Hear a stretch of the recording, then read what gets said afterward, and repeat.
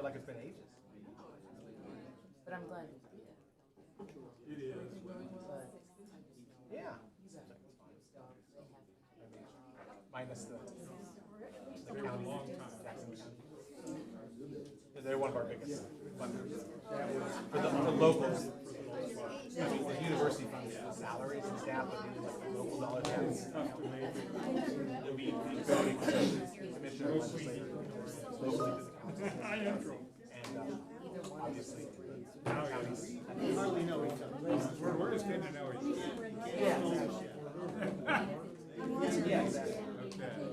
We do everything from nutrition, fall prevention, to master garden, You know, graduating people. to diabetes care, to Religious studies, still they offer that. Literature and whatnot. That's all fine. You got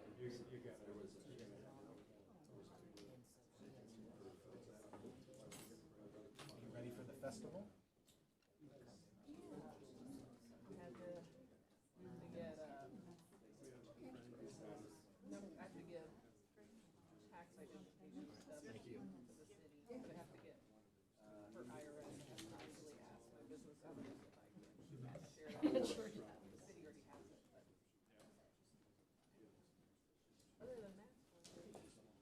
I don't know if you heard in the last meeting, or I wasn't there, but we are gonna do a mini rock the block for the first one. And we have that day already.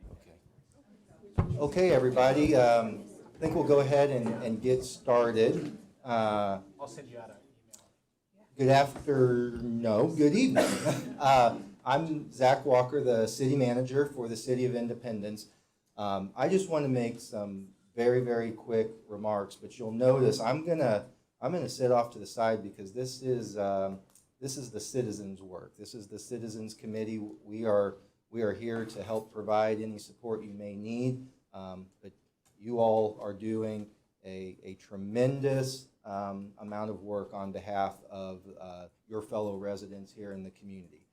Tremendous opportunity to help form and shape the community conversation, not just for the next several months, but really the next several years, and I would even hazard to say the next few decades in our community.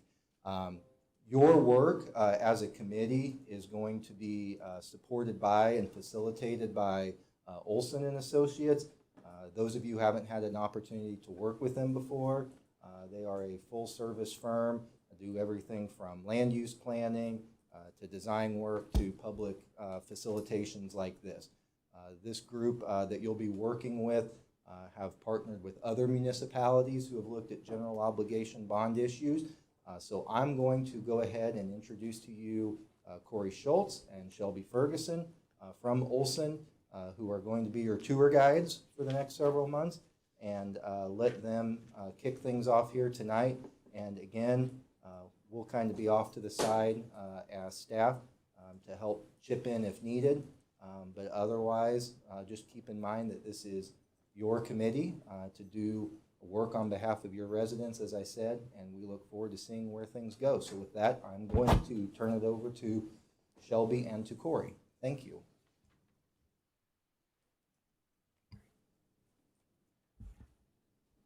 Thank you, Zach. Thank you, everyone, for being here this evening.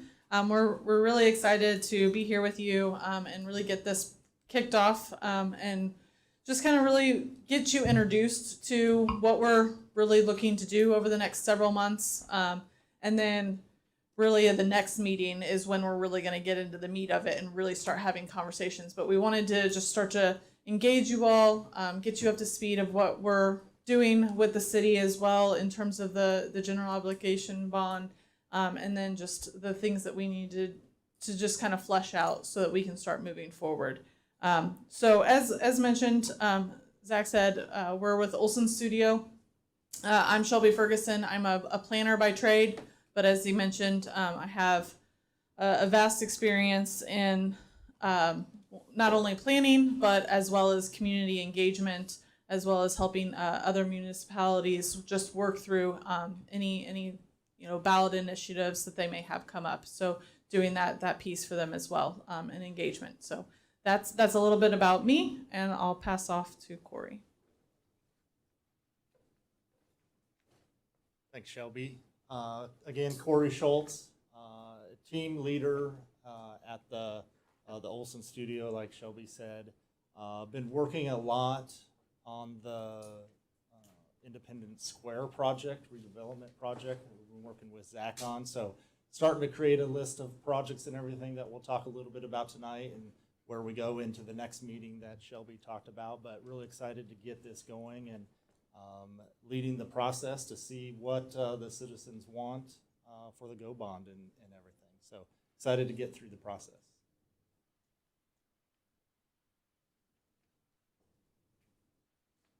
So really to get us started, we want to make sure that, I know I saw a few of you, talking with each other, so I'm sure you have some familiar faces in the room, but just in case you may not know someone in the room, and also it helps Corey and I start to really understand who our committee members are as we start to walk through this process. And so I'd like to take some time as we start to go around the room and have each of you introduce yourself.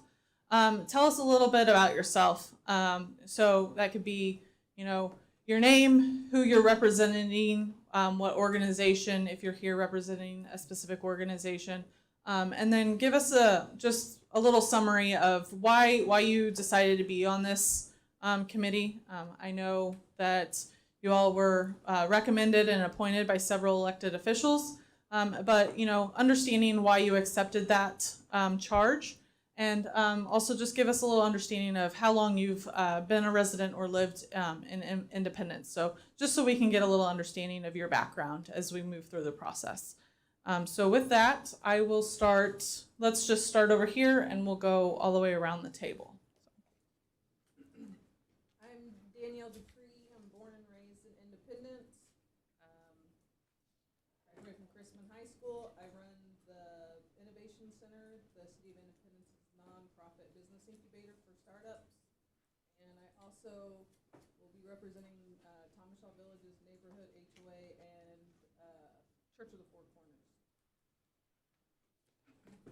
Oh, and I was appointed by Mayor Rowland. Great, thank you so much. I'm Larry Blick, retired city manager, retired in 2004. We've been here 30 years. We love the community, is why we decided to stay here. I was asked by Councilmember Fears if I would serve. He doesn't really know that I'm now senile, so in that light, I decided I would do it. So. Thank you. Sorry, I'm laughing now that I don't have a joke for you guys. My name's G.K. Callahan. I've been a resident and a homeowner for 3 years now. I moved to Independence to the Inglewood area because of the Art Center. I'm not representing them, but I am a newer individual for Independence. And I happen to work for the University of Missouri Extension, and I do community development work as part of my job. So that's one of my interests in this activity. And I was asked to be on this by Councilmember John Perkins. Nick Huff, lifelong citizen, went to William Chrisman, graduated, Park University, business owner. Heather Wiley, Councilwoman Wiley nominated me to help represent the 3rd District. Thanks. Yeah, I'm Richard McKee. I've been a resident of Independence for 57 years. I'm 11 years retired from the Postal Service. Been 20 years carrying mail, started late in life, but enjoyed it. Finished out there, but I'm concerned about what's good for our city and what's good for the citizens. And also, I was appointed by Jenny Hosman Vaught.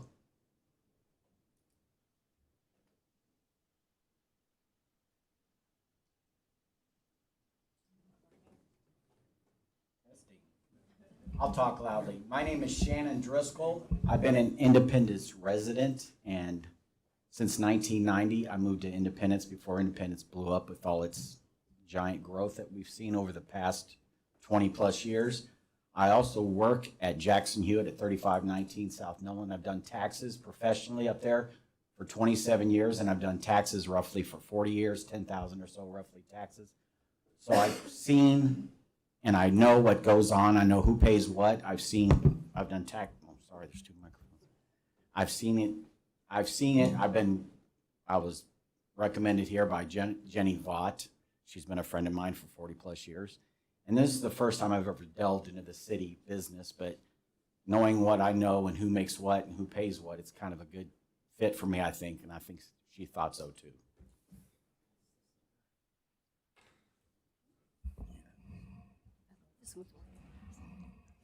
Hi, I'm Jana Evans.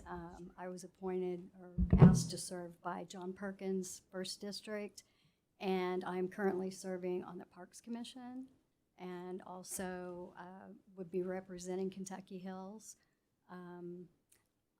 I've been a medical practice manager for over 35 years, and I'm interested in this. I feel like it may be a tough sell, and it's something that I wanted to help with.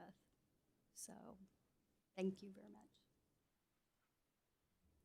I'm Glenda Bailey, born and raised in Independence. I left for about 20 years and came back about 16 years ago.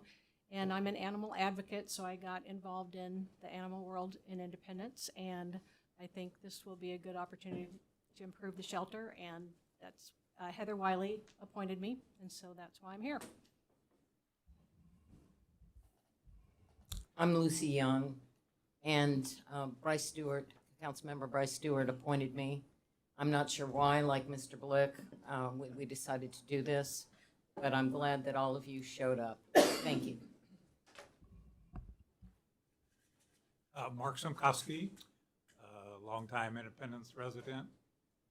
Grew up in the old part of town, saw Mr. Truman walk, and hung around the house when dignitaries would come, and have a long time affection for the town. Like to see things improve. I'm a commercial insurance broker, done many businesses and nonprofit organizations around town over the years. So I've got to know a lot of folks, and just hope I can help move the city forward. Hi, my name's Randall Pratt, and I'm an attorney. I was born in the old sanitarium here, graduated from Chrisman High School in 1982, and I'm an attorney by profession. Most of my work is for pharmaceutical and biotech companies as they develop new medicines and therapies for human health. I also, kind of on the side, small part of my practice is to represent development opportunities in the Little Blue Valley particularly. I've been involved in a lot of the development projects out there. And I suppose I'm on this committee because years ago I helped as a citizen on a committee to revise the Unified Development Ordinance, which has guided development in the city for a few decades now.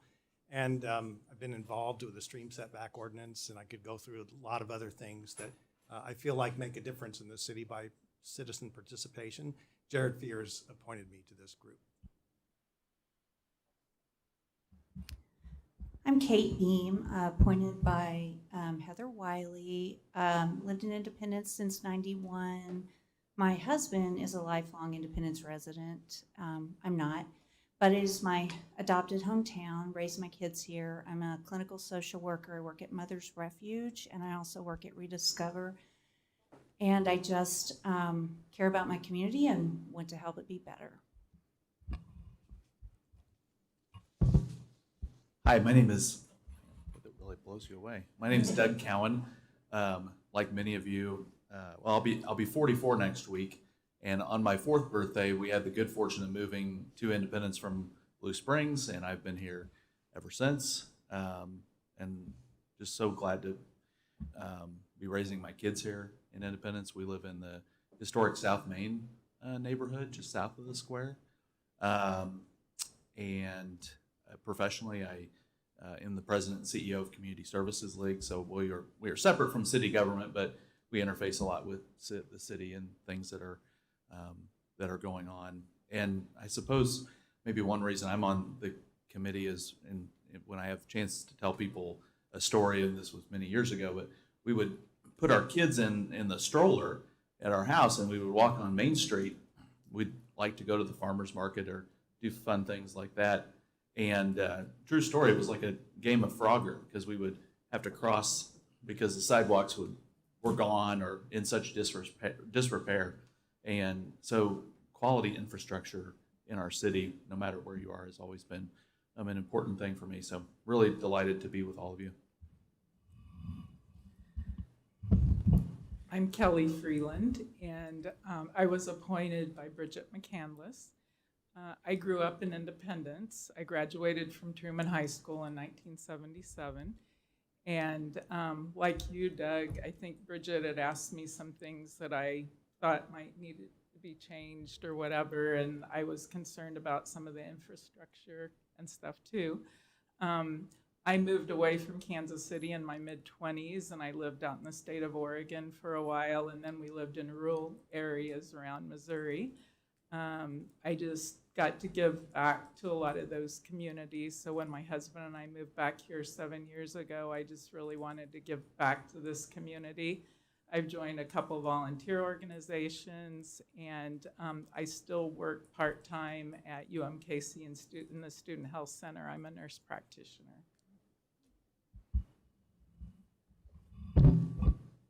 Livette Ojeda moved here June of 2015.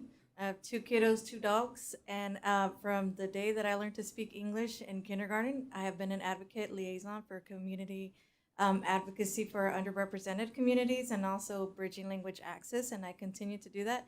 It is unpaid, but is very fruitful, and I do believe wholeheartedly in what I do.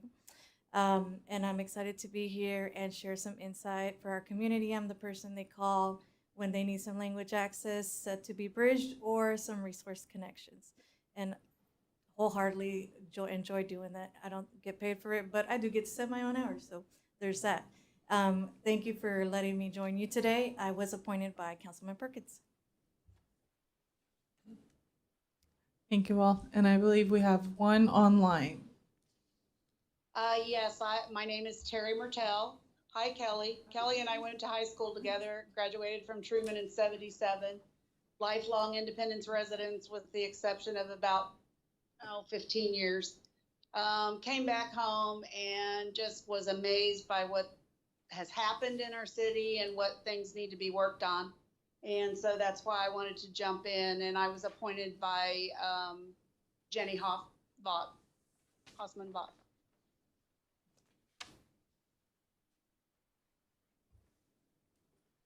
Great, thank you all so much. That really is helpful for us as a team, but hopefully it's also just really helpful for you to understand who's in the room and really understand why we're here this evening, and then also why we're going to dedicate some other hours together. Is just really, as you see, common theme is everyone's very invested in the community of Independence, and just making sure that we can move it forward for the years to come and make sure that it is truly the vision that you all see, especially since many of you have been lifelong residents, whether you were here as a child and graduated and then moved away and came back, or you've been here the entire time. You're all very much invested in the community, and even those of you who have been here a shorter amount of time. So it's just great to see all the different perspectives. And so we'll really start to dive into that here in just a second, if I can get my computer to go back on. Sorry about that. Is really looking at your role as committee members, and really what our role is as individuals here on the Olson side. And I'm still working through that. But really, so as we talk about Olson and our role, we're here to really help you facilitate the conversations. And so, as you're aware, City of Independence has really started to look at what the allocation of funds, what projects are needed as they start to look at going for their, correct me, Zach, but their first ever GO bond. So as some of you said, it really truly is going to be a task to tackle, and that's why we're getting started now, is just making sure that we're getting out, having those conversations with not only you all, but starting to have you all be the key voices for starting that conversation out in the public and to the voters. And so what we'll do is facilitate those conversations with you so that we really can start to understand where those allocations go. And so the next meeting, as I mentioned, we will start to really dive into exactly what projects we're looking at, what those dollars are starting to look at. We'll have someone here who's part of our team that'll really start to educate us on the different types of bonding that can be done. So whether this is going to be specifically all through a GO bond, or if there will be revenue bonds as part of that and split up the dollars and really what that looks like. And so Michael Short will be here with us as well to really start to help and guide through that conversation as well. And so just one second, I'm going to pause and try not to multitask. So I apologize for the technical issue.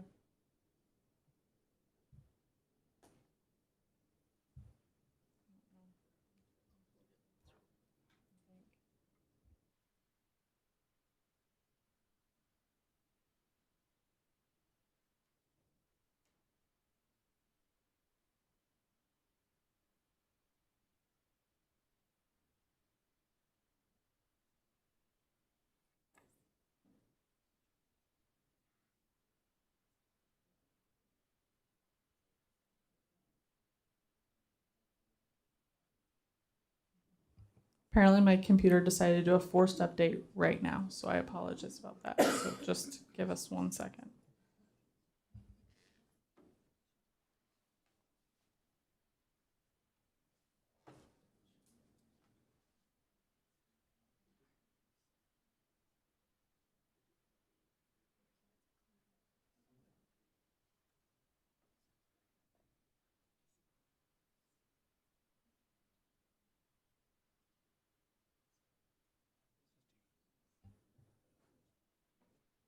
All right, so as this starts to get going again, so then really covering what we see as your role as committee members, you know, it's to, one, come with an open mind and really start to have conversations with us as we facilitate these discussions of what you see in the community. So not only wearing the hat of for yourself as a resident or the organization that you may represent, but really starting to bring forward and report back the conversations that you're hearing out in the public as well, so that we can make sure that while you are the key sounding board for this for the city as well as for this group, but it needs to be reflective of not only your opinions but also the community. So we're really leaning on you to be that sounding board and those key voices as we start to look at what those allocations are.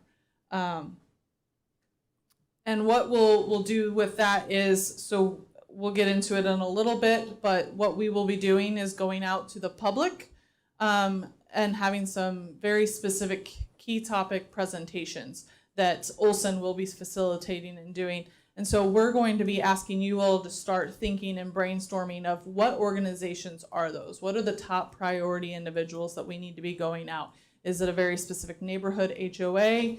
Is it a faith-based organization that is very prominent within the community? Is it a nonprofit? Who are those key players that are then going to be very instrumental in getting the yes vote, the really pushing it out of the informative piece of why this is so key and important to the future of independence?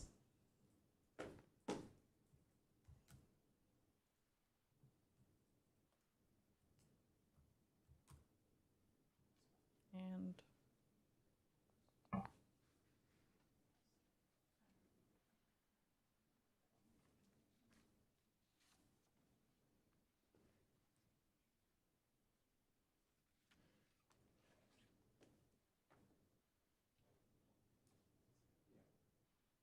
Can I ask a question while we're waiting? Yes. Yeah. Are there things that we're not supposed to talk about after leaving these meetings? Because, I mean, I know it's one thing to talk about what we're doing, but are there some things that we want to keep under the lid until it's time to talk about them the right way? it's a very good question. I would say for this evening, I would say no, there is not. And also, a lot of what we're going to be showing you, Zach, correct me if I'm wrong, that's already very much been public. as you've presented some of this to council as well.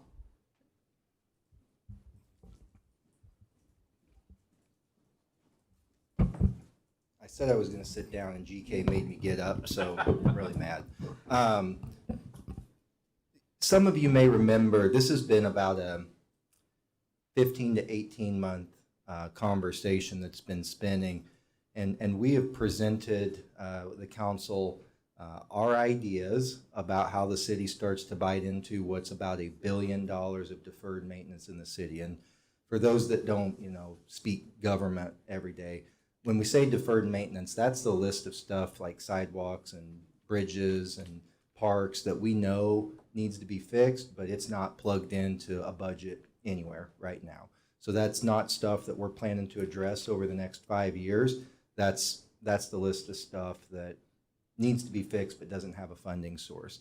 When we presented that to the council, we said, we don't make any pretenses that we got it right on the first stab, and anybody that's got feedback or ideas, we would welcome it.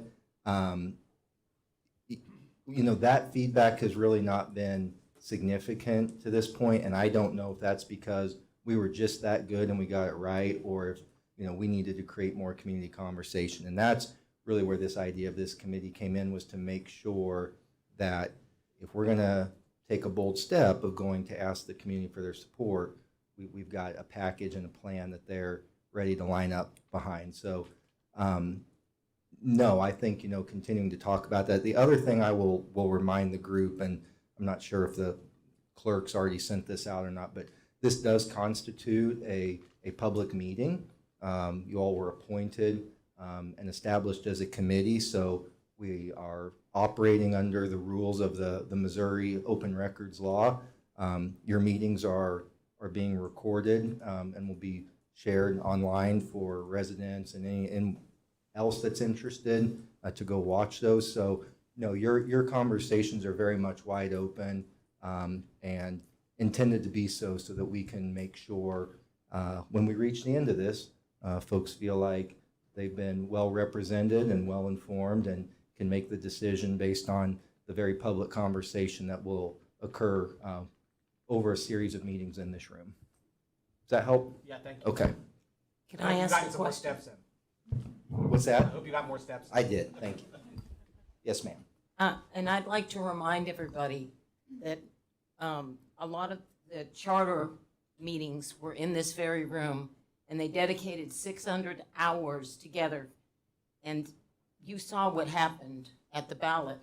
And the majority of people that voted against it complained that they hadn't heard anything about it, which the city put out things, Facebook had stuff out, we talked with a lot of our neighbors, but there still wasn't enough collaborative effort to get the message out. That's why you're so important, to reach those niches of people that the city has no idea exist at this time. That is an excellent point, and so this is going to sound kind of like mother hen, and I apologize, but people at home that are watching this, they can't hear you if your microphone's not on, and we've made a pretty significant investment in updating the sound and the technology in this room. So even though you guys can hear each other talking to one another, make sure you grab a microphone when you talk, just so that the folks who go back to watch this can really hear what you have to say. Keep turning me off. No, it's fine. Thank you. Thank you very much, Zach.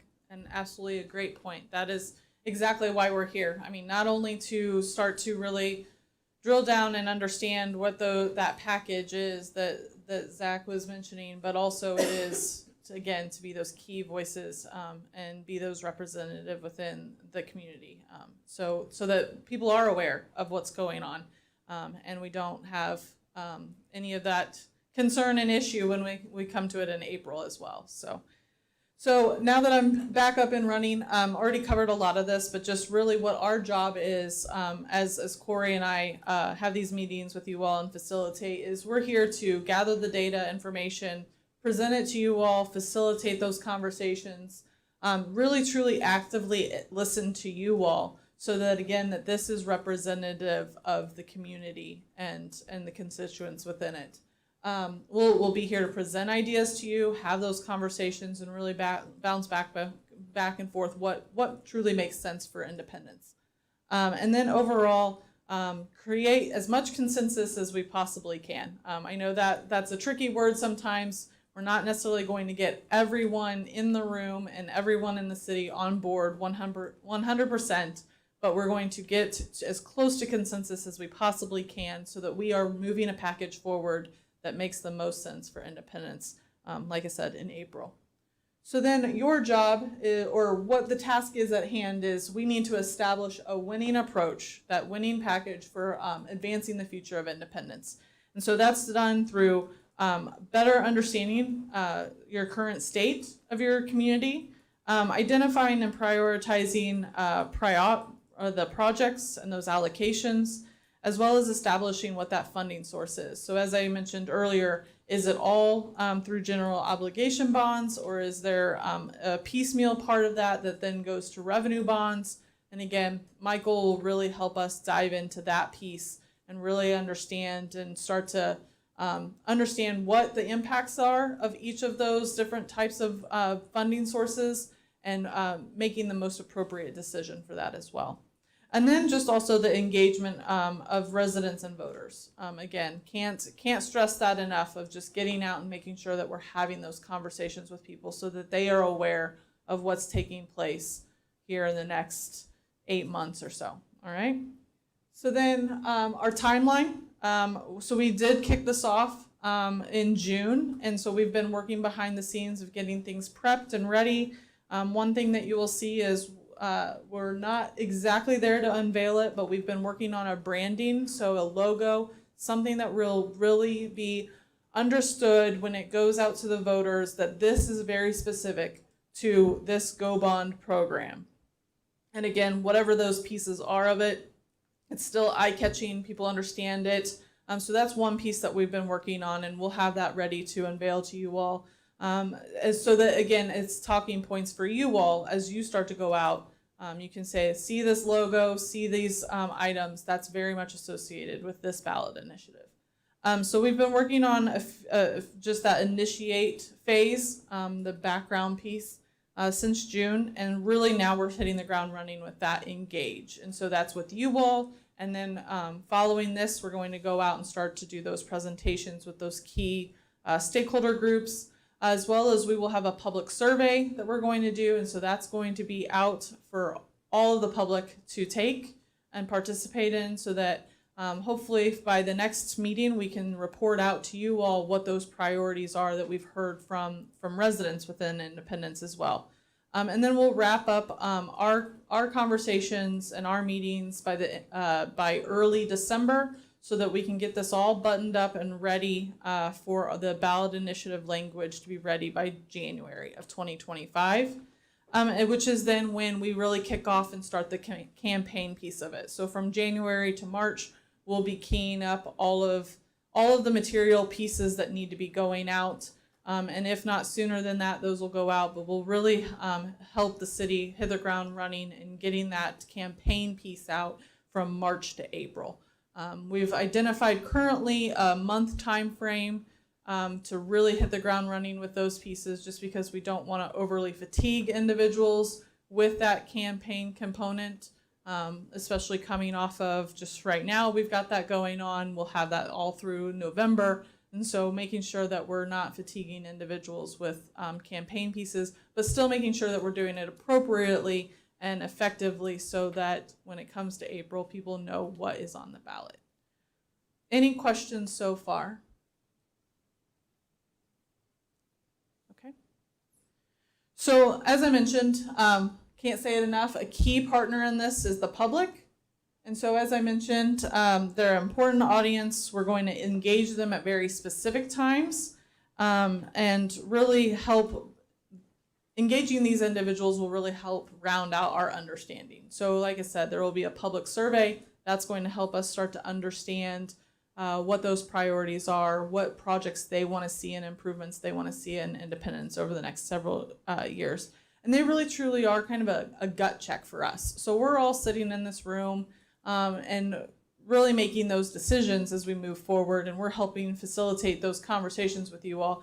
But when we go out to the public with the survey, as well as we'll have public open houses, we're slated to have 3 public open houses. So they're going to go right along this journey with us, just as you are. But we will be going out to them following every meeting that we have with you all. And so they're really kind of that gut check point of what we're doing in this room, does it make sense? And understanding their reaction, their input to that. And then we bring it back to you all. Okay, so this is what we heard at the public open houses.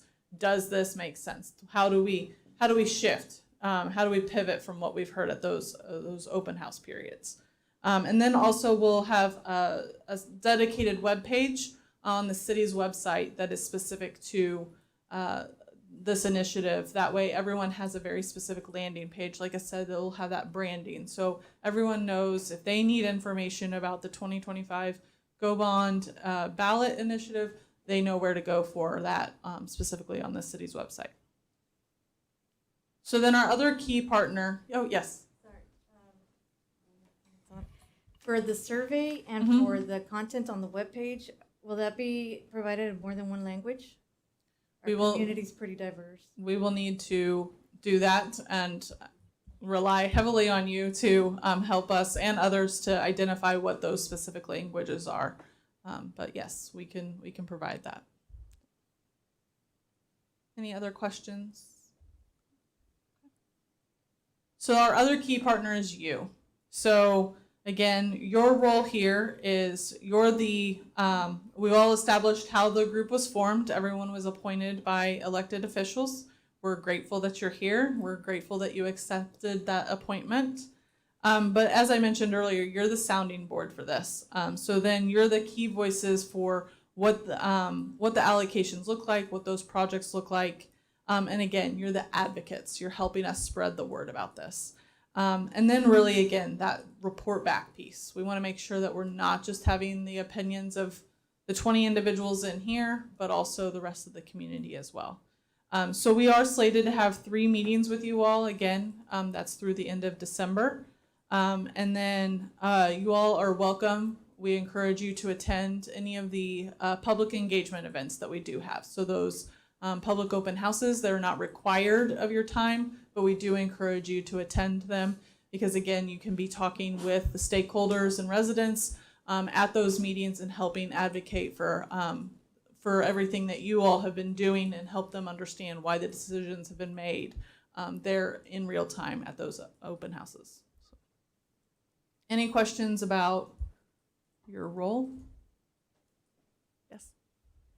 Do we have a vision and mission for this group to kind of prevent like blurring the lines of what our roles and responsibility are to this committee? We do not have that set. That is something we can set and have identified, but I do wonder, I mean, this might set a little bit in a sense of what the ground rules are. I know it's not a vision or a mission, but it starts to get at that. How do we want you all to work well together? And so every time we can have you convene, even when you're out together, if you happen to run in, you know, we really want you to understand as the Citizen Advisory Committee that we want you to make sure that you're able to stay mentally and physically present in these meetings. They will potentially get lengthy at times in the conversation, but the more that you can provide, the more productive we will be in those sessions. Make sure that everyone is participating. If you see that someone is not participating, let's try to loop them in. I know that not always open format discussion is everyone's most exciting thing to do or wanting to speak up, but also at the same time, it sounds like you are all very invested individuals. So you're ready to have those conversations and be here as well. So excited about that as well. We do just ask for, yes. Just a clarifying question, Mhm. probably for both you and Zach. This group, we do not have any binding authority, right? We are ultimately a recommending body to the council. Correct. So ultimately, that is our job, is to create recommendations, and then ultimately the council will carry forward as they see fit. Yes. We do just ask that there is respect when we're all together in the room. So just think before you're speaking, you know, state your view, and then have genuine questions. But try not to grandstand or just make your point across but not listen to anyone else. So just please, as we're here actively listening to you, please come in with that open mind and actively listen to each other as well. You know, just when you state something to explain your reasoning and intent, it just helps everyone be on the same page and have those more productive conversations. And just a reminder of, remember, we're a team. So we're really in this together. We've all got the same end goal, and that ultimately is to move independence forward and identify what is going to be best for your community over the next several years. Any questions? And I know that doesn't necessarily get to a very specific mission or intent of the group, but does that help a little bit? And if that's something that's desired, we can absolutely set a mission for you all.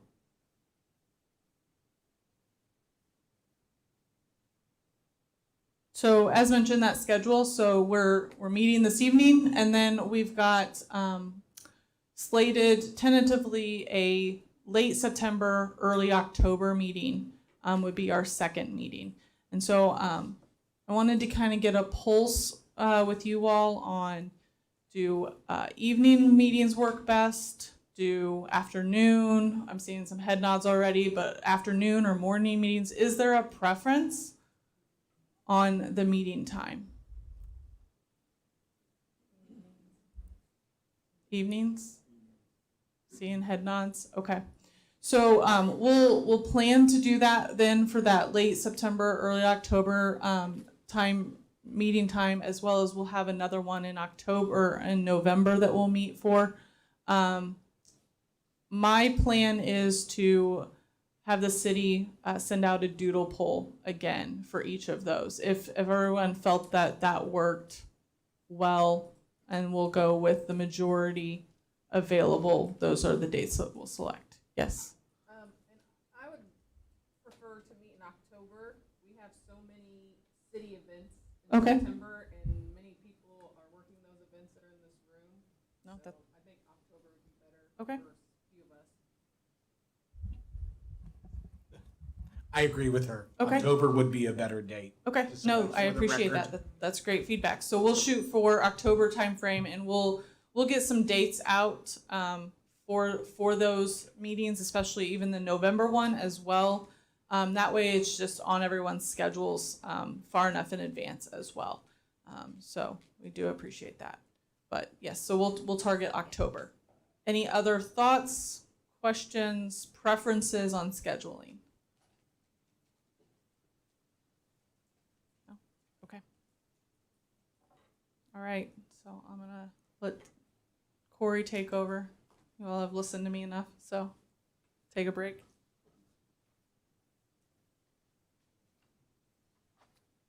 All right, we're going to talk about your community here a little bit.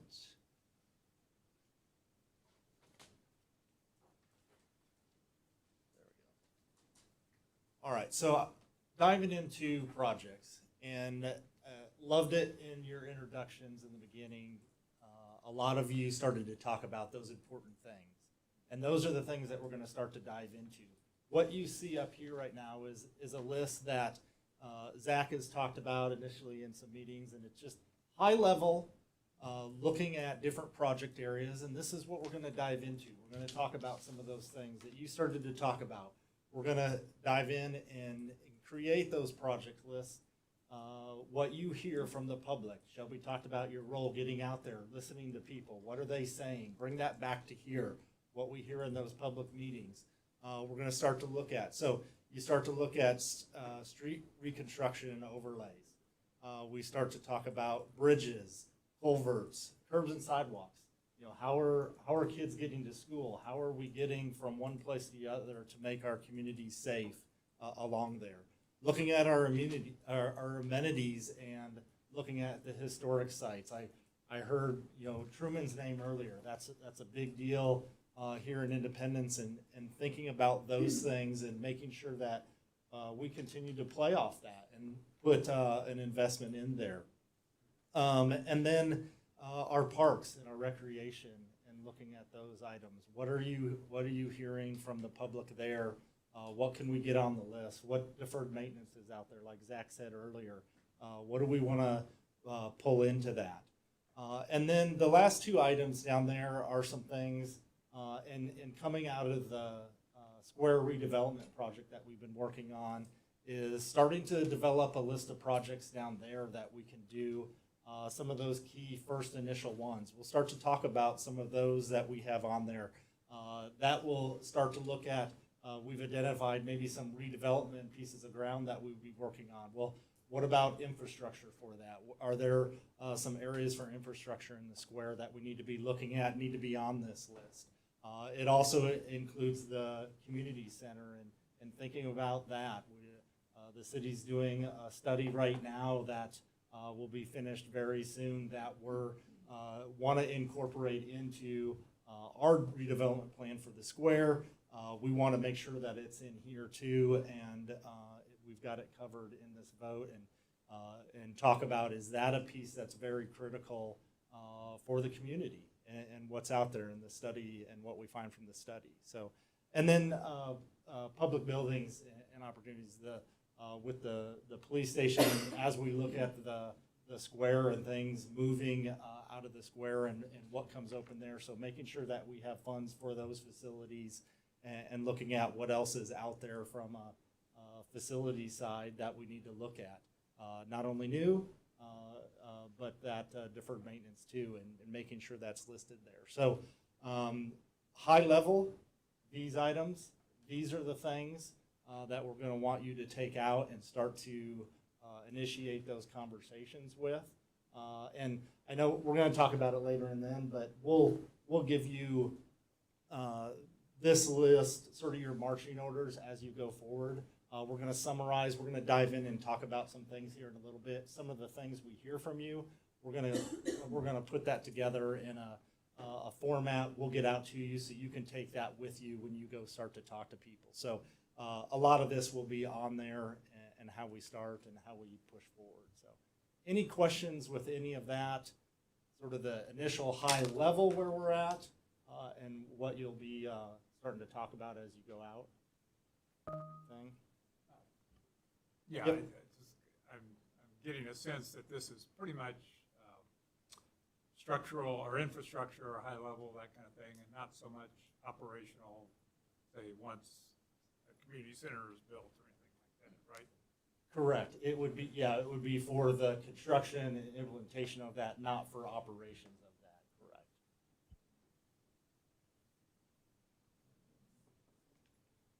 We have a question online. Something popped up, that might have just been something else, but I don't see anything. There is something up in the chat. Can I get up there?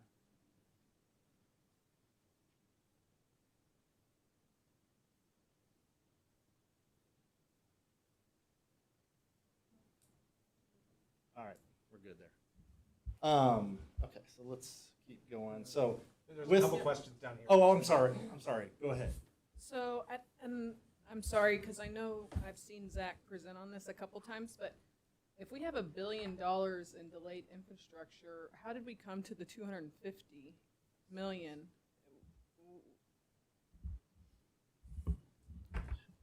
And I might ask, I think a question that would go along with that is, it might be helpful, not for like an hour-long discussion, but very brief. Obviously, GO bonds, like anything, would be regulated by state law, and a brief understanding of what we can bond for, what are the bonding limits, which I think gets to Danielle's question. So sort of a GO bond 101 presentation. Yeah, so that will be part of our next meeting that will bring Michael Short in to talk about that on the team, to start to talk about those different funding things, allow you to start talking about projects, start to talk about the dollar amount, where we can go after that money and where that fits into. You understand that, so we can then start to right size this from a funding size and where that fits in. And Zach, if you want to say anything else on that, let me know on that. But back over here. Sure. Since we're talking about high-level issues, I'd like to kind of have some discussion or consensus about two different categories. The first one is financial models. We can talk about what a GO bond is or a revenue bond, but the question I have is how much can we afford? What does this do to the impact to the city's budgets and resources over time to pay it back? So that would require some financial modeling to know how much can we afford. That's the high-level question. When we talk about 250 million, that's a nice number. But I don't think we should just talk about what are nice projects we'd like to see. We have to carefully, like any household, say, what can we afford within our budget? And I want to make sure that's part of the conversation so that we have a responsible fiscal approach to this. The second category of big picture things would be that, is there a criteria that we align on for how decisions are made? So let me give you some examples that I'm toying with. The first one is it should be for general community benefit. There shouldn't be a special group, but by geography or any other criteria that says, well, we're really just going to benefit this neighborhood that doesn't have some general community benefit. A second item might be for criteria. Does it create enduring value? Does a street overlay that's going to last 5 years qualify for what we do with the bond that takes a 10 or 20-year repayment term? What is that enduring value that we really want to spend money on? Another one would be, is it a capital item or expense item? I don't want to pay for normal operations, and I think it's already been stated for the parks, I think it was for the parks, that we would improve the parks, but it doesn't pay for the operation of the parks. But there can be a fuzzy line. You know, mowing the grass is paying for operations. But if there's painting a swing set, well, maybe that's just normal operation. So I think we ought to have some understanding what is a capital item or expense item. And then another item, which is my biggest question, is would we expect the expenditures to pay for themselves in some way, indirect, direct, whatever that might be? Does the improvement need to increase tax base? Does it need to increase the quality of our community so that we'll have a return on that investment? So again, if it's a capital item, that's an investment. If it's an operating item, that's an expense. There should be some return on that investment to our community. How do we quantify that? How does that fit within our criteria? Because if you go to the next slide, you're going to start talking about specific projects. Yep. And when we do that, what is the criteria by which we discuss that and analyze it? Yep. Let me hit on a few of the things you talked about there. I think first on the finance questions. Great questions. When we talk about that, we've got to wait till that next meeting is where we have that scheduled to dive into what can we bond from a city and how that all rolls into it.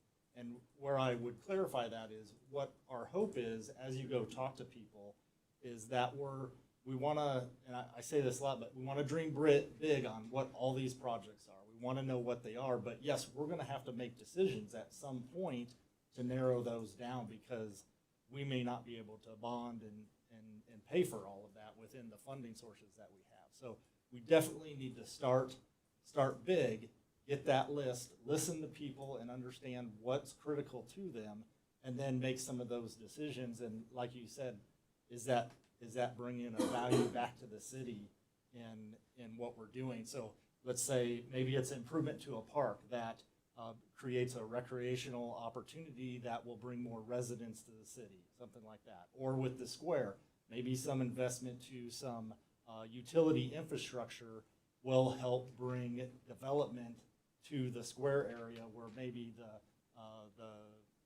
sewer line, water lines are undersized for what needs to be done for that. So I think there definitely are some criteria like that you mentioned that we need to be thinking about and the investment we do and we look at with this will bring other investment back to the city. So I think definitely what are thoughts on the criteria? I think that's a great question on what people think and how we start to look at these projects when we start to get a list, because we're going to have a big list. what are those key things that we want to look at? Any other thoughts on that criteria? I'm just going to offer real quick, so that as the committee begins to do your work, and as Corey says, in advance of the financial advisor coming to your next meeting and going more into the 101 of what is a general obligation bond, how is that tool employed? Here's some background that led to this committee's formation. We as a city under state statute have a maximum amount of debt that we can issue. And again, just to spur the conversation, that is where the $250 million number came from. It was within our bonding capacity, but felt like it left some debt service margin. But I think a very important part of this committee's work, and let me offer a qualifying statement, I'm prohibited in my role of a city staff member of advocating for or against an issue. So I want to be clear, this is not to, support or oppose anything here. But if this committee decides to make a recommendation to the council for a general obligation bond of any amount, you are going to have to attain a 57% voter approval for that issue. And I think most of the taxpayers in this community, particularly in light of what's happening with Jackson County and the assessment process, are going to be very curious about what does that mean to my monthly property tax and my annual aggregate amount. So I think your questions are very, very important and appropriate. When your financial advisor comes to your next meeting, that is where you'll start to see more of the analysis of what does that amount mean, what is the fiscal impact on a median household in Independence. And I think you guys can start to have these very well-informed conversations then about what is a financially responsible amount to propose to the council that will then maybe reach that 57% voter approval.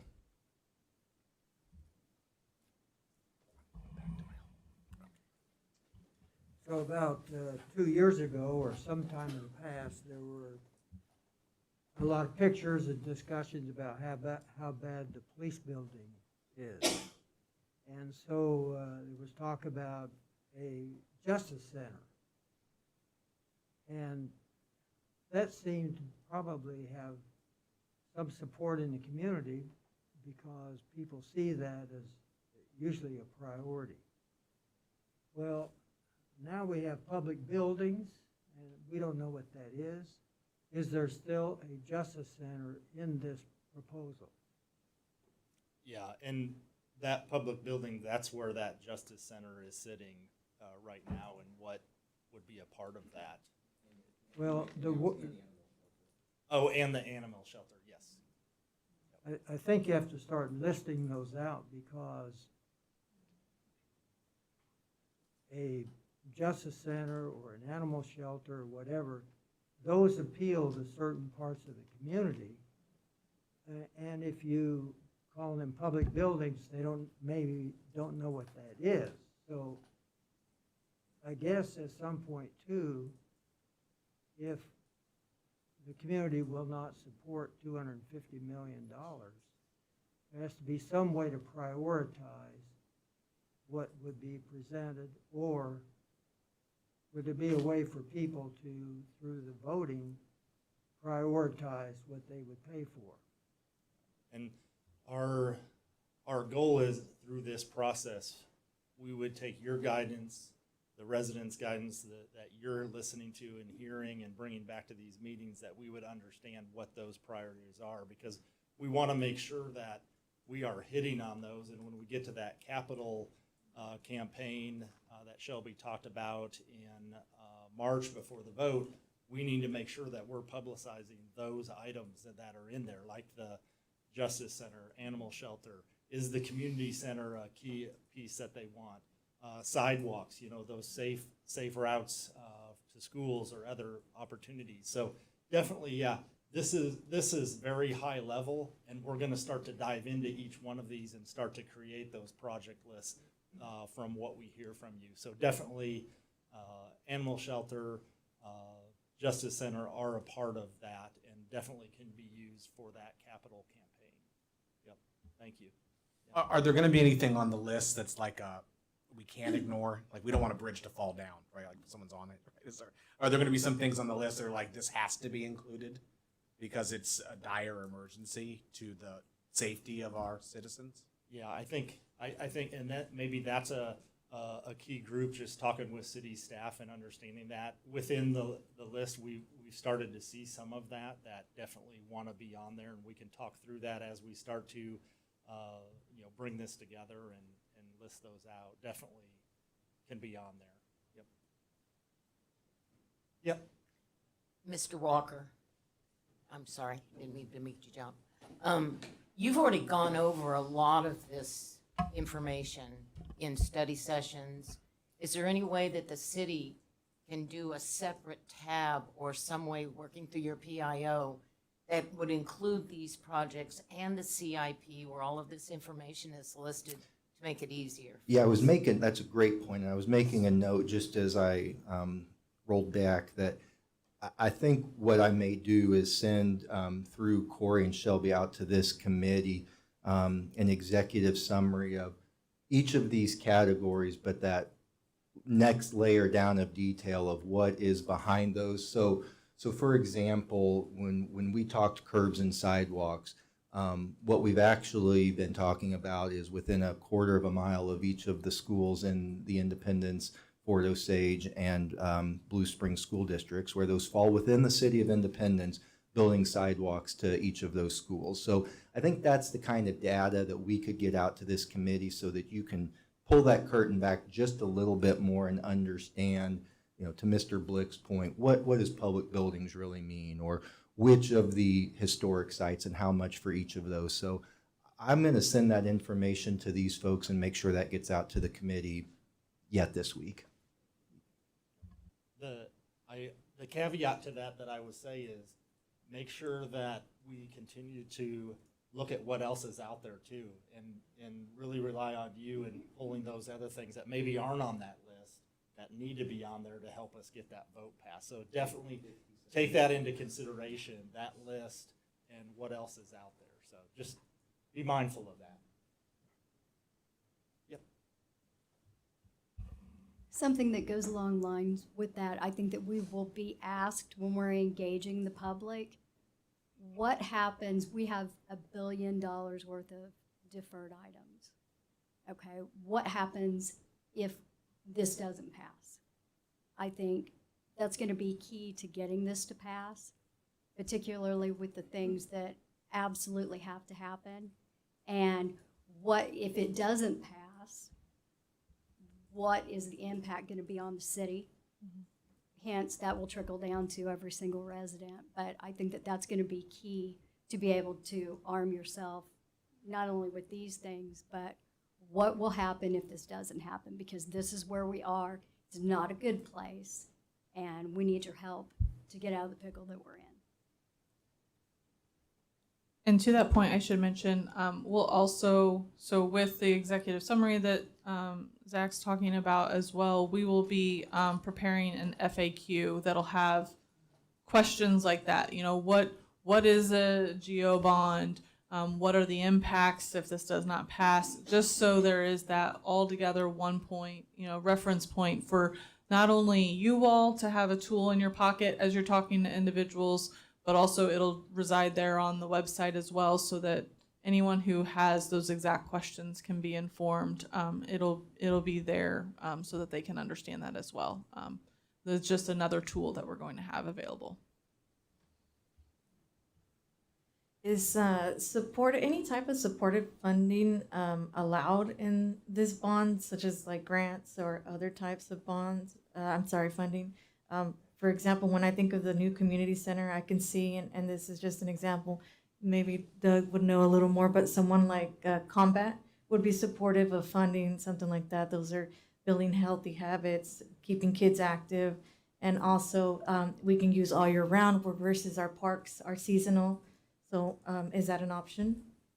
Yes, that'll be an option that we can start to look at, what grants are out there, what matching opportunities are out there as well. So we'll be looking at various scales of funding. I'm gonna get a chair next time and just stay with you. I think that would, something the committee might think about is,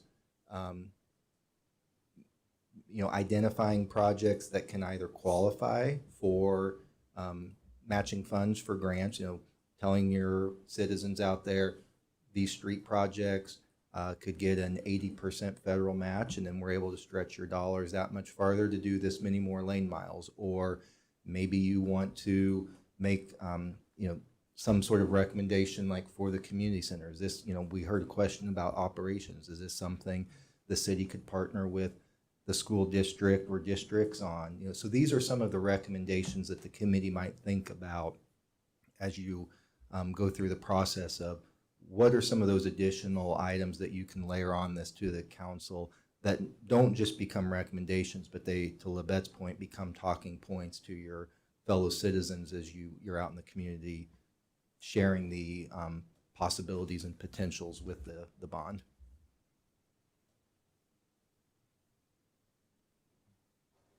Great questions.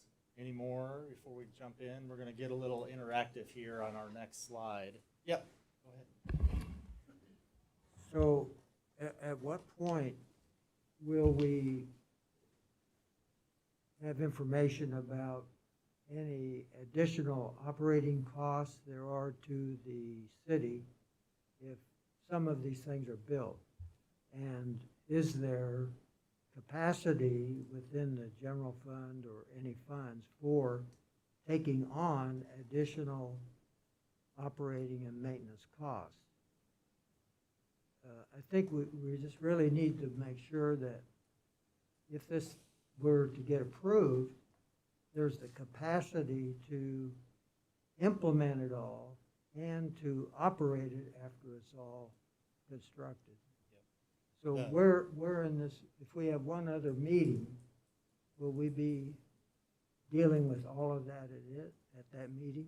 I know just speaking to the community center and that feasibility study that's being done right now, they are diving into, okay, what this could be from a size standpoint, what amenities are in it, what the cost is to construct that, and then how is it operated and what that means from an operations side. So in that report, when we get that, and we'll have that by our next meeting, is we can start to look at those things, and this committee can start to understand that, and as we go out there, what that is specifically from a operations side. So, yep. Okay. I'm going to jump in. So we're going to jump into some exercises here, just asking some questions. You'll see them listed up there. I'm going to have Shelby come up and talk a little bit about how we're going to do this, because we're going to have you jump on your phone here. But just these questions on what are your top 3 priority categories from the 7 that were shown.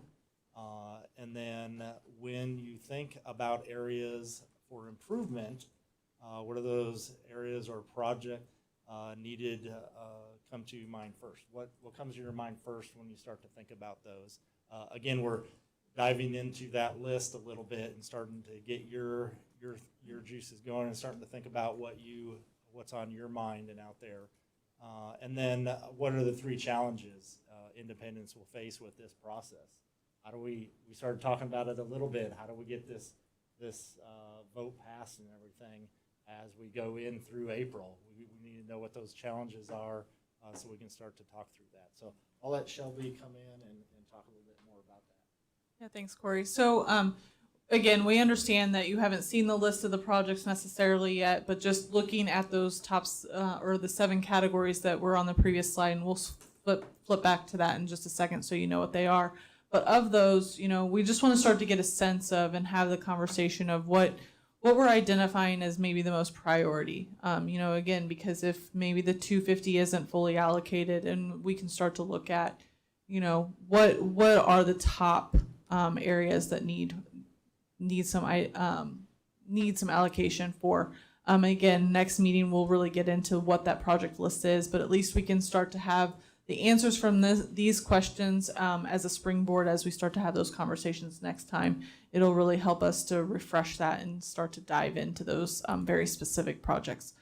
So then again, yeah, on question 2, we understand you haven't seen the list, but that's something that is the intent here is we know you haven't seen that. So we want to then take what you respond here, maybe something that you're thinking of that needs to be an improvement or a specific area is not on the list. And so that gives us that opportunity of say, okay, this is not on the list and we heard it from every person in the room. That's something we need to look at. So that's where that question 2 comes from. And then again, like Corey said, so what are those challenges? We've already heard about what some of those may be, but we really want to start to identify. Then that way, if we have something that's not necessarily scoped or going out to a very specific group, that we can look at and amend our approach or really start to look at where our key focus areas will need to be, is what the intent of 3 is as well. So on the next slide, we've got this QR code. So if you have your phone and you can scan and want to do it that way, you can either scan the QR code or you can go to menti.com and put in that code. Or if you want a paper copy, we have those as well that you can write on. I will say. Yeah, that. Oh, yeah. No service? Okay. How about I will give you all my hotspot that you can connect to, because just one second.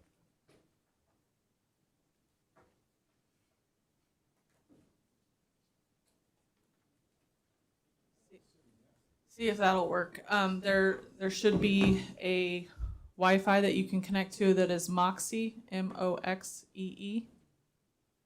If you found that. And then let me get you the password.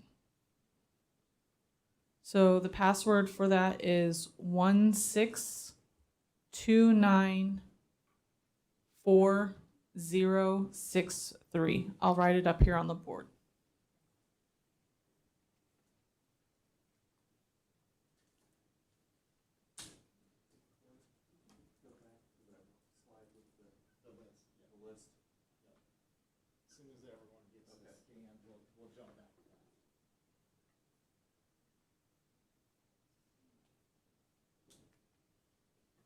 All right, is that working for connecting to the? Yes, Okay, that helped. perfect. Thank you. Anyone else need the QR code? And I will jump back if everyone's good. See a couple people scanning still, so I'll wait here for a second. Okay.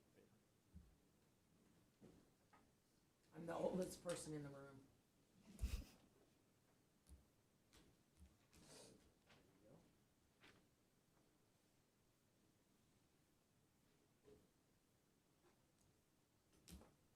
Let me know if we need to go back to this, but I'll go back to the list right there.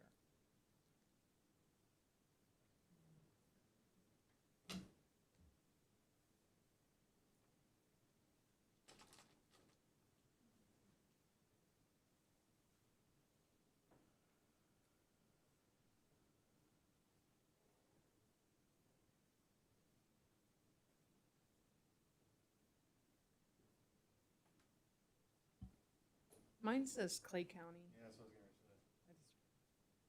What challenge you face in Clay County? That should not be the right one. I apologize.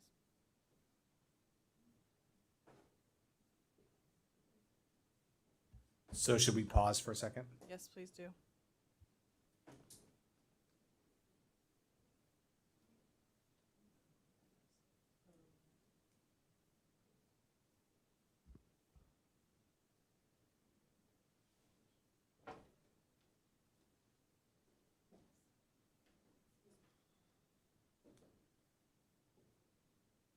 Okay, earlier when I updated this, it did not take out the question, so pause and I will update that.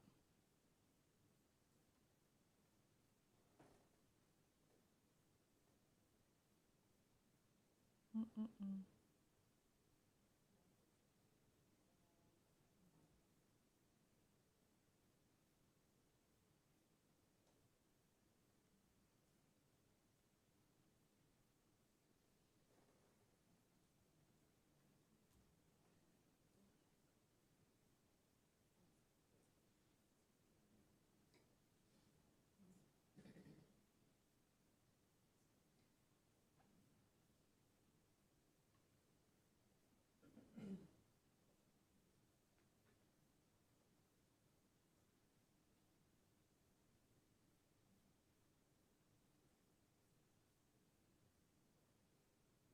Okay.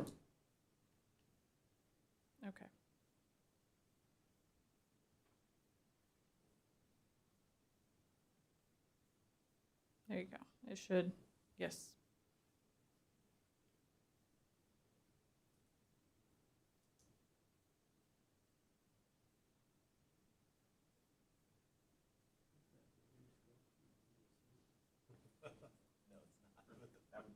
I'd be okay with that. Terry, if you can hear us online, if you want to put anything in the comment for these questions, please go ahead too. Unless you can get access to the QR code that was up.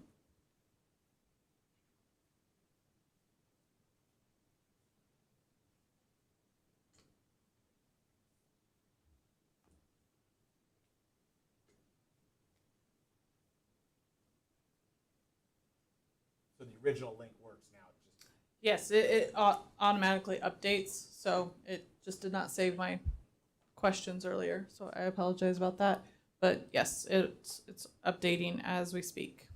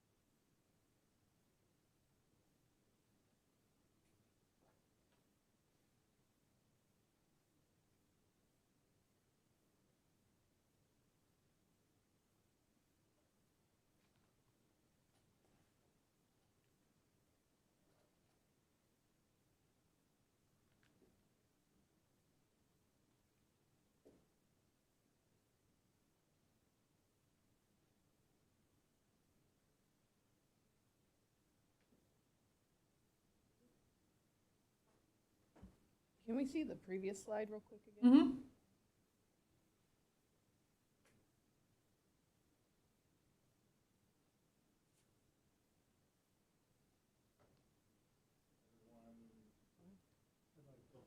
So.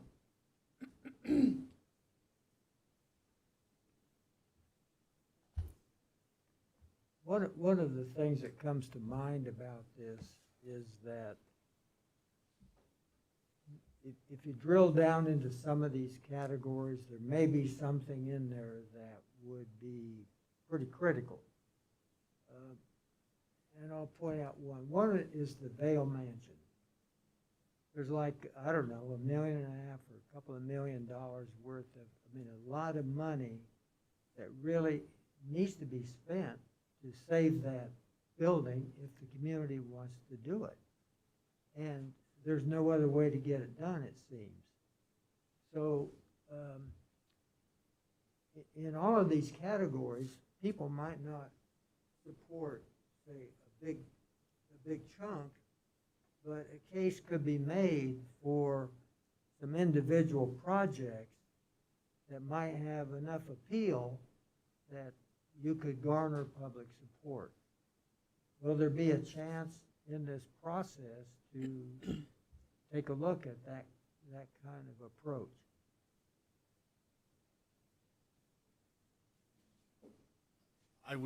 I would say on that is, yeah, those items we can get on the list. I think we start to use that to publicize things like that we talked about earlier with maybe the questions, FAQs that we put out there, and understanding that if this group, starts to ultimately, go in that direction, let's say that project is on the list, that make sure we're publicizing that and putting that out. And, it goes to, if it's going to get done, this is how it's going to get done, or, there's no other funding for that. And is that important to save? And I think we've got to get enough of those key projects on the list that the residents are going to see that and say, yeah, we've got to vote for this and we've got to pass And the this. same holds true for bridges or certain streets that serve a pretty large part of the community, and people can see. I mean, it's just like the national deficit for infrastructure. You can't do it all, but there's priorities. And so we can't do it all either. But maybe there's a chance to get some things done, and you may have to have enough public appeal that you can garner enough votes to get the whole thing passed. And so the question is, with only 2 more meetings, will there be time to help suggest some of those kinds of things? Yeah, and we've got the open houses, the other meetings with the other groups that we have. So there's a lot of things that we're going to be gathering at those meetings that when we come back with this group, we're going to have those lists, and that's where we're going to have to start to talk about that. Add some on, take some off, look at those priorities, and that's what those 2 meetings are going to be, to start to organize and understand what that final list will be. Just a point of clarification. So what we're working on today is going to be on a list next time to discuss. Is that correct? So we have, we've started a list, and we will then be showing that list next time and starting to really dive into that, and understanding what projects are within each of those categories, and what the costs are associated with that, and then how do we start to break that out. So this that's on display. So this is relative. This will be relative. We're just trying to get a sense of right now, without even knowing what the projects are that are within those categories, what your sense of priority is for those 7 categories. Thank you. So that we can take that back and then have some initial data of, okay, when we came and we talked about at the first meeting, we had a lot of support for community center, public buildings. The things that are larger on there is what was commented more often. And so those are the ones that would have that top support. If we were starting to have to chip away at the categories and maybe not include all of them, it'd be, okay, what are those at least initial brush glance of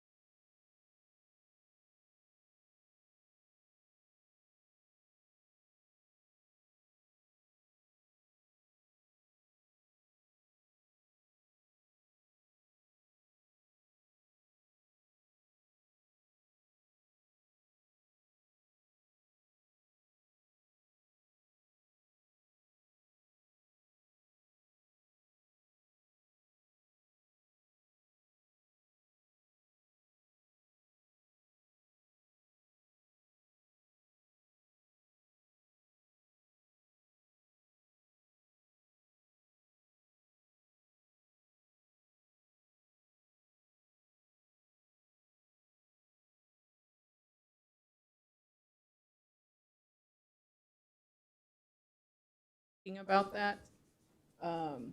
So that 40 plus people, we were supposed to get back together again, and we never did.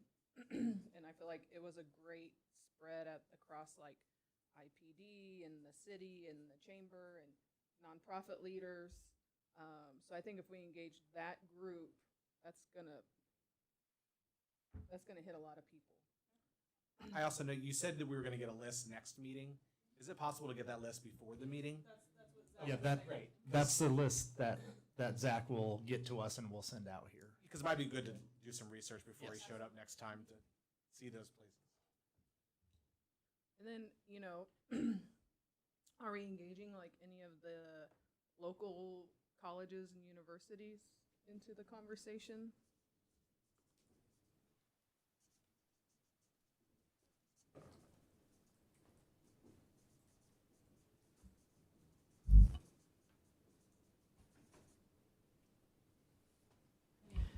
Okay.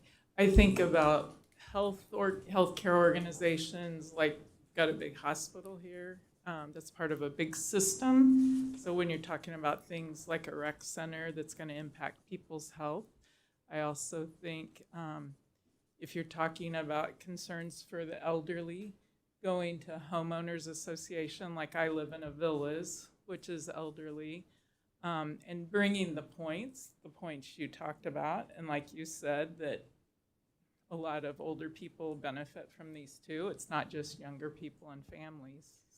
Are there any specific HOAs that you can think of that maybe are usually less represented that we should be keen in on, or?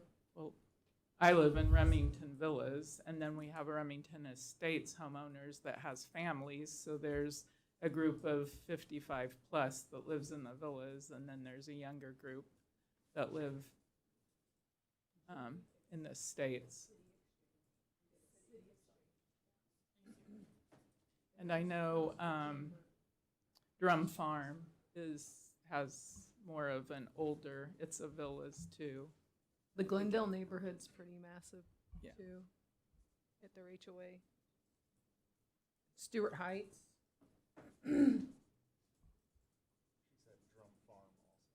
Golden Acres.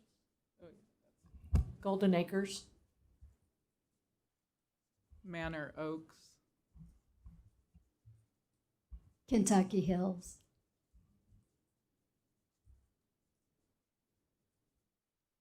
Manor Oaks, and Golden Acres.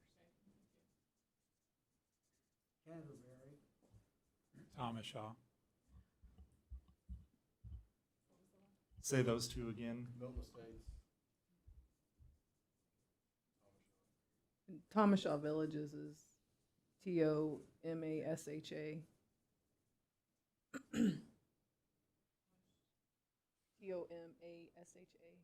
Villages. The Cliffs and Country Meadows.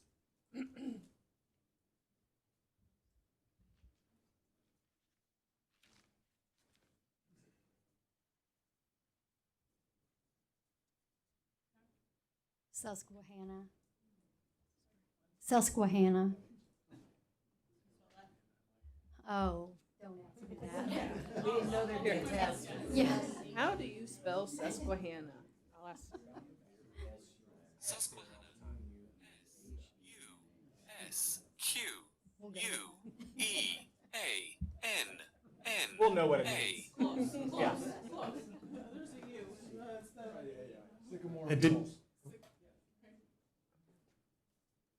we say Canterbury? Okay.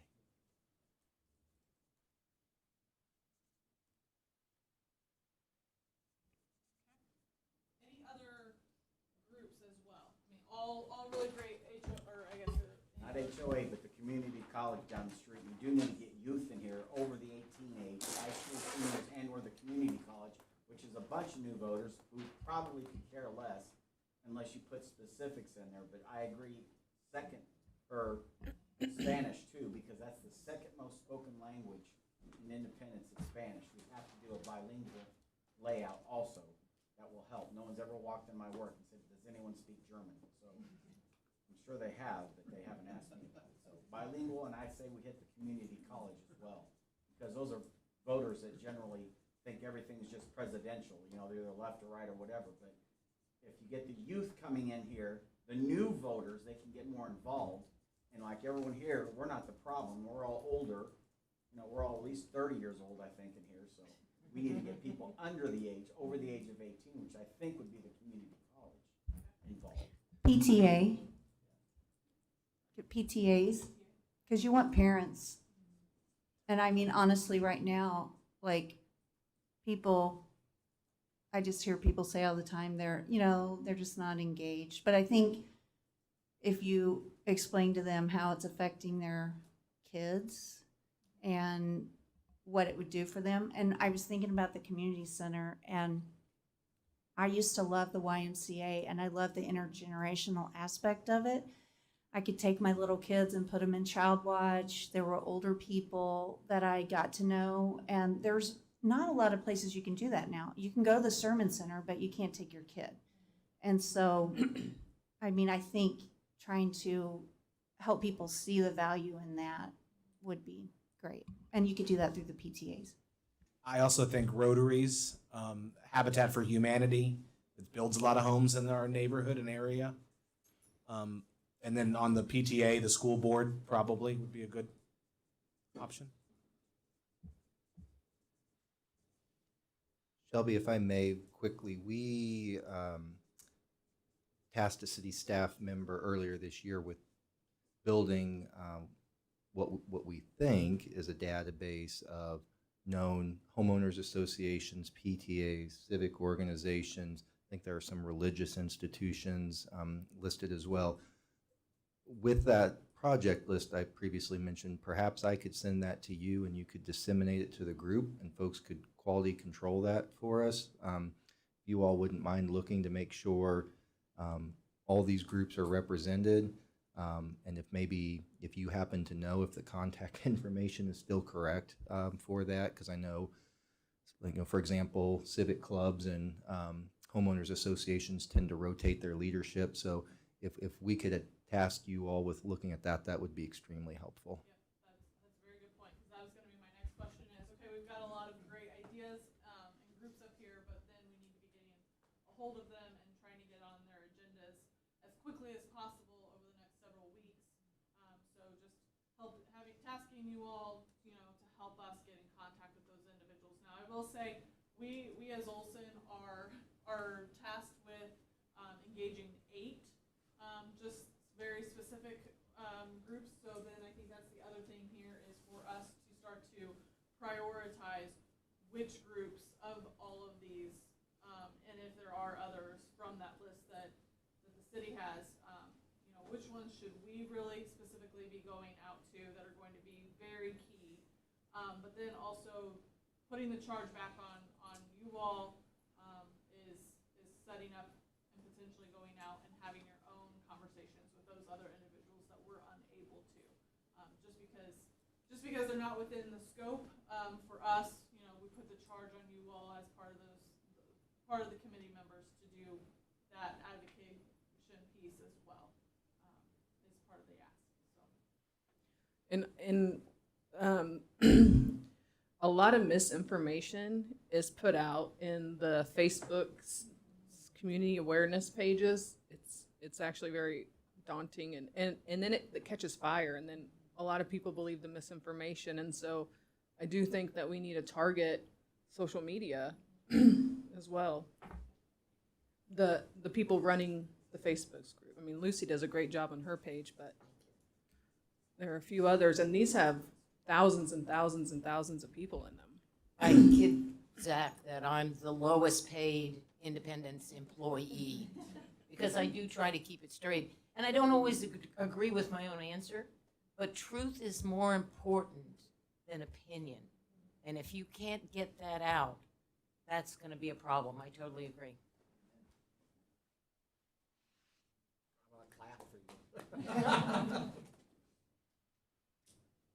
All right, well, it's a Oh, yes. Sure. A lot of this is geography we're talking about. It will be interest groups depending on what projects are included. So if we put a lot of historical sites, the historical interest groups will be interested and want to support it. We can find other examples, who likes recreation, who likes parks, and we have to find those constituencies that would advocate for their shiny object within the list. And we'll Right. have to target that then to the shiny objects people want to support. It's difficult for most folks to conceptualize everything in a large proposal. So it is important to look at specifics to say, this is what it will do for you. As a very high level comment, I'd say in many ways, it's me versus we. So a lot of people will focus on, what does my tax bill look at? What will this do for me? And the broader picture about who we are, how will this help our broader community? It's important, particularly if you want to motivate the voting base that's drawn to that worldview of a community. And we live in a place called independence, after all, not interdependence. We live in independence. And so it's kind of countercultural in some ways in this place to say it's about we. So if we can find those things that people capture the vision for, then identify those constituency groups, they'll be the motivated base to show up. A lot of people won't show up unless it affects them. And if the only way it affects them is a higher property tax, we have a problem. So the good book says, where there's no vision, the people perish, but there's no vision, that Geo bond election perishes in many respects.